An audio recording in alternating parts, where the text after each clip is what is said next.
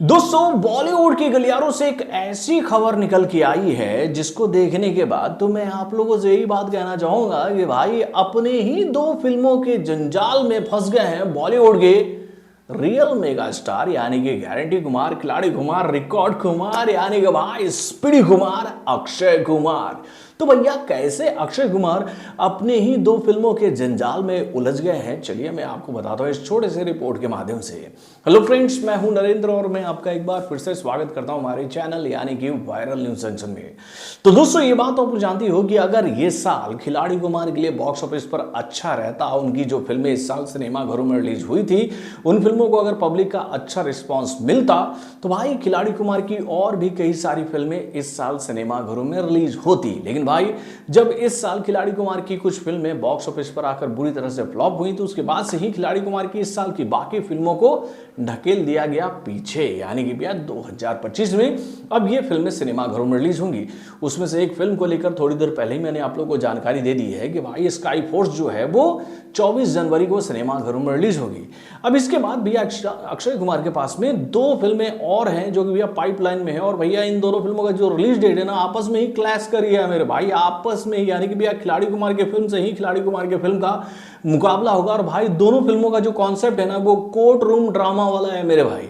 एक फिल्म का नाम है जॉली एलएलबी का पार्ट थर्ड, जिसमें भैया ओरिजिनल जॉली एलएलबी यानी कि भैया अरशद वारसी से भिड़ते नजर आएंगे भाई दूसरे पार्ट के जॉली एलएलबी यानी कि भैया अक्षय कुमार। और भाई अक्षय कुमार और अरशद वारसी की इस फिल्म को लेकर ये जानकारी तो ऑलरेडी हम लोग के सामने आ चुकी है कि भाई ये फिल्म एक हाई प्रोफाइल केस का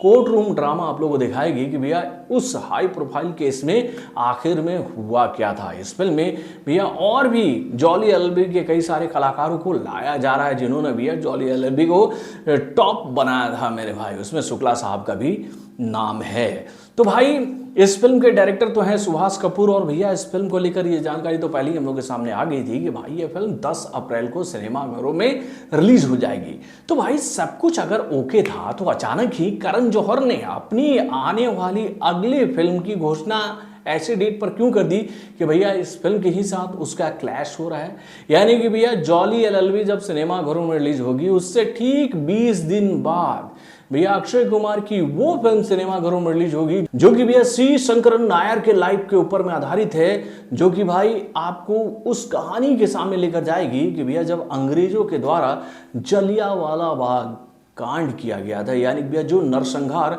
अंग्रेजी हुकूमत ने किया था हम हिंदुस्तानियों के खिलाफ, उसके लिए जो आवाज उठाई थी, इंसाफ की जो लड़ाई लड़ी थी सी शंकर नायर ने, उसी के ऊपर इस फिल्म की कहानी बेस्ड है मेरे भाई। और इस फिल्म को लेकर ये जानकारी हम लोग के सामने आई है कि भैया ये फिल्म भी कोर्ट रूम ड्रामा वाला ही कॉन्सेप्ट है, यानी कि भैया जॉली एलएलबी के पार्ट थर्ड का भी जो कॉन्सेप्ट है वो कोर्ट रूम ड्रामा है और इसका भी कोर्ट रूम ड्रामा ही है। वैसे मैं आपको बता दूं कि सी शंकरन नायर के लाइफ पर बनी हुई इस फिल्म में आर माधवन भी नजर आने वाले हैं और इस फिल्म में अनन्या पांडे भी नजर आने वाली है। तो भाई इस फिल्म का जो रिलीज डेट है वो 20 दिन बाद है। तो भैया इसी वजह से अब अक्षय कुमार से और भाई जॉली एलएलबी के पार्ट थर्ड के मेकरों से ये अपील कर रहे हैं या फिर कहे भैया ये बात कर रहे हैं करण जौहर कि बाबू देखो हमारी फिल्म को पहले रिलीज हो जाने दो, ठीक है, हमारी फिल्म जब रिलीज हो जाएगी उससे 3-4 हफ्ते बाद तुम लोग अपनी फिल्म को रिलीज कर लेना, यानी कि गैप रख लेना 3-4 हफ्तों का।